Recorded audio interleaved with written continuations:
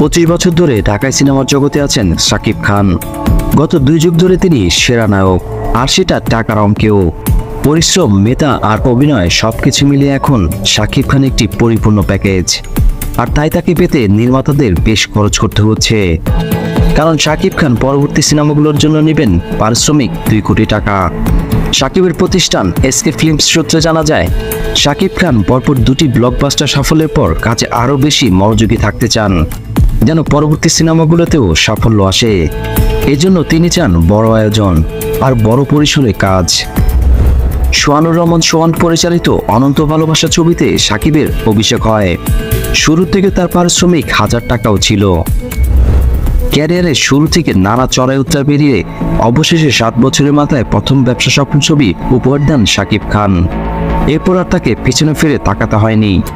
গত 1 দশক ধরে তিনি 40 লাখের ওপর পারিশ্রমিক নিচ্ছেন। 2016 সালে তিনি ভারতীয় প্রতিষ্ঠান এসকে ফিল্মসের সঙ্গে যুক্ত হন। শিকারী ছবিতে 50 লাখের উপরে পারিশ্রমিক নিয়েছেন।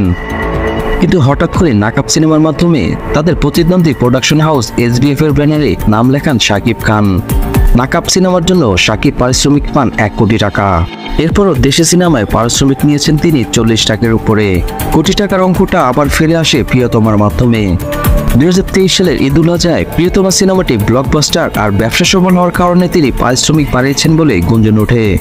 জানা গেছে ঈদের সিনেমার জন্য শাকিব খান এই পারিশ্রমিকই নেবেন।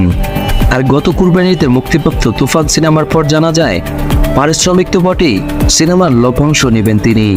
কিন্তু এই বিষয়টি নিয়ে শাকিবের সঙ্গে যোগাযোগ করা হলে জানা যায় এটি সত্যি নয়, কিন্তু পারিশ্রমিক বাড়িয়েছে এটা সঠিক, আর সেটা 2 কোটি টাকা। ভিডিও ভালো লাগলে অবশ্যই লাইক দিবেন। পরবর্তী ভিডিওগুলোর জন্য অবশ্যই চ্যানেলটি সাবস্ক্রাইব করে রাখবেন।